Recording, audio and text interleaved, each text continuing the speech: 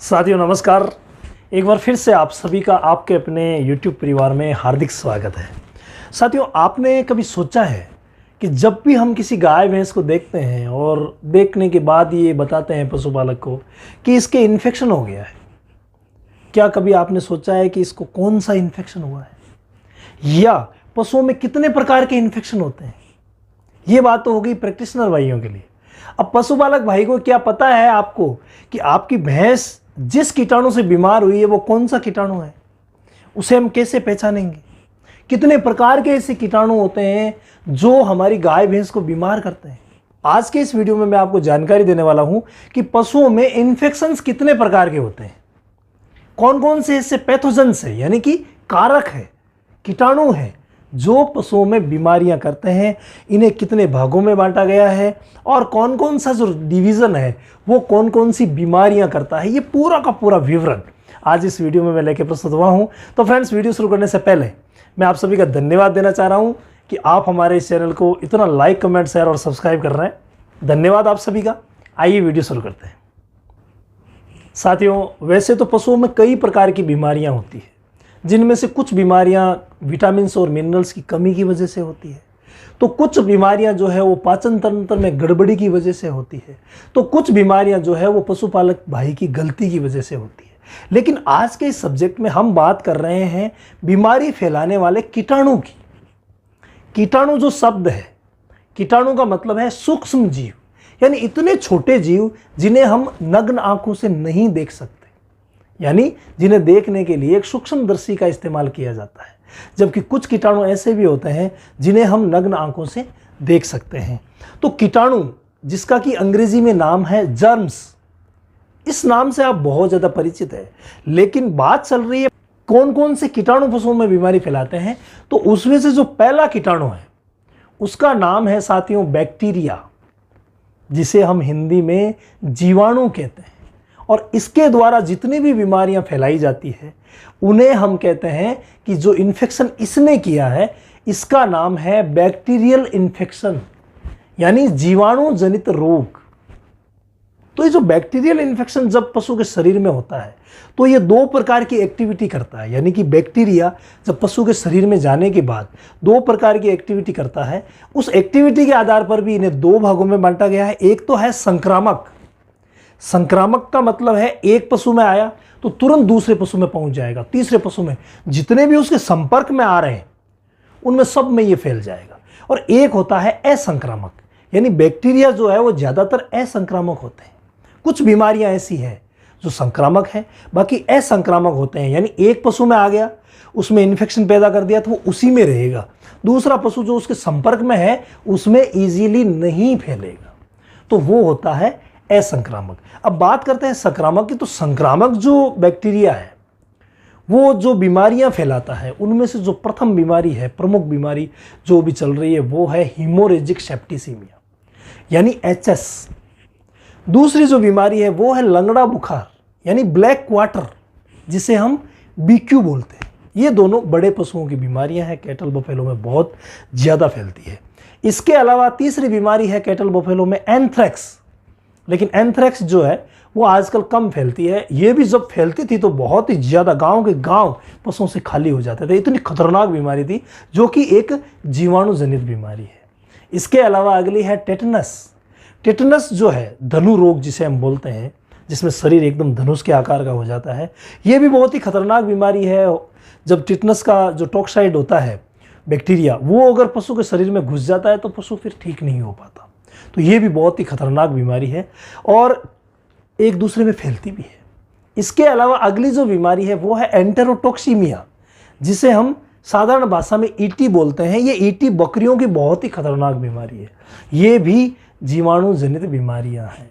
लेकिन ये जितनी भी बीमारियां मैंने अभी आपको बताई ये संक्रामक है, यानी एक दूसरे में फैल सकती है। इनके अलावा कई प्रकार के ऐसे इन्फेक्शन है, जैसे थनेला हो गया। थनेला रोग जो है वो एक पशु में हो गया तो दूसरे पशु में फैलने की संभावनाएं कम रहती है, जो नज़दीक में है, पास में खड़ा है। हालांकि अगर मान लीजिए जो दूध निकाल रहा है वो व्यक्ति पहले उसी हाथों से, यानी बिना साफ किए हाथों से थनैला वाली भैंस का दूध निकालता है, और उन्हीं हाथों से जब सही भैंस का दूध निकालेगा तो वो इन्फेक्शन उसके माध्यम से उसमें फैल सकता है, लेकिन अपने आप नहीं जाएगा। जबकि HSBQET एंथ्रेक्स का जो वायरस है वो अपने आप चला जाता है। टिटनस का भी अपने आप नहीं जाता, वो भी जब टच में होगा, जो टिटनस टॉक्साइड है वो एक दूसरे के टच में जाने से होगा। जबकि HS वाला जो है वो हवा से ही फैल जाता है, टच की भी जरूरत नहीं पड़ती, तो वो थोड़े से ज़्यादा संक्रामक होते हैं। इसके अलावा कई प्रकार के ऐसे जनरल और लोकल इन्फेक्शंस होते हैं जो बैक्टीरिया पैदा करते हैं, जिनकी वजह से भी पशु बीमार हो जाता है। इन सभी का जो इलाज है, यानी जो बैक्टीरिया से बीमारियां होती है जिसे हम बैक्टीरियल इन्फेक्शन बोलते हैं, बैक्टीरियल इन्फेक्शन का इलाज संभव है अगर समय पे इलाज किया जाए।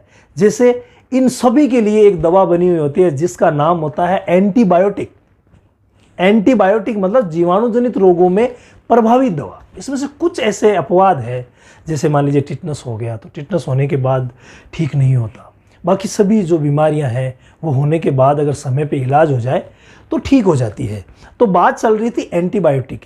ये एंटीबायोटिक जो होते हैं वो भी कई प्रकार के होते हैं, क्योंकि जब कीटाणु कई प्रकार के होते हैं तो एंटीबायोटिक भी कई प्रकार के होते हैं जो अलग अलग बैक्टीरिया पर काम करते हैं। उनके लिए भी अगर आप रिक्वेस्ट करेंगे तो हम अलग से एक पूरा का पूरा वीडियो बना देंगे कि कौन से बैक्टीरिया को किल करने के लिए कौन सा एंटीबायोटिक की ज़रूरत पड़ती है, और इस बैक्टीरिया का जब शरीर के अंदर घुसता है पशु में तो कौन से लक्षण आते हैं, यानी उस लक्षणों के आधार पर हम एंटीबायोटिक भी तय करके लगा सकते हैं। आप रिक्वेस्ट करेंगे तो अलग अलग एंटीबायोटिक के बारे में भी हम बता देंगे। तो पहली क्लास हो गई कीटाणु की, वो है जीवाणु यानी बैक्टीरिया।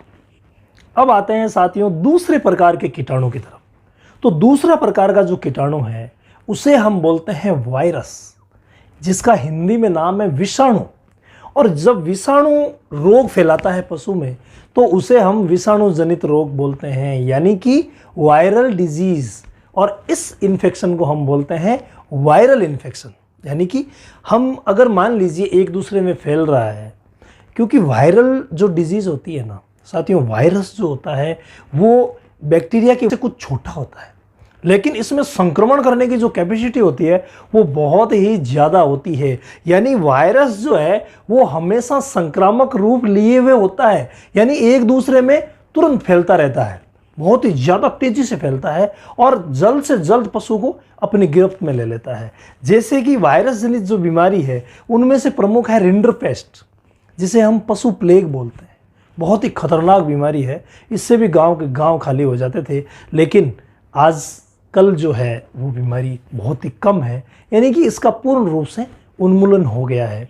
इसके अलावा सेकंड जो बीमारी है वो है FMD यानी फुट एंड माउथ डिजीज़, जिसे हम खुरपका मुंह पका रोग भी कहते हैं। ये भी एक वायरस जनित रोग है और ये अभी पूरे इंडिया में बहुत ज़्यादा फैल रहा है। हालांकि सरकार अभियान चला रही है, इसके काफ़ी चरण हो गए हैं और जल्द ही इसका भी उन्मूलन जो है वो नज़दीक है। लेकिन ये वायरल डिजीज़ है और बहुत ही तेज़ी से पशुओं में फैलती है। इसके अलावा अगली बीमारी है सोरे माउथ, ये भी एक वायरल डिजीज़ है। रेबीज़ का नाम आपने सुना होगा, रेबीज़ यानी जिसमें जो पशु है वो पागल हो जाते हैं, अधिकतर ये कुत्तों की बीमारी है।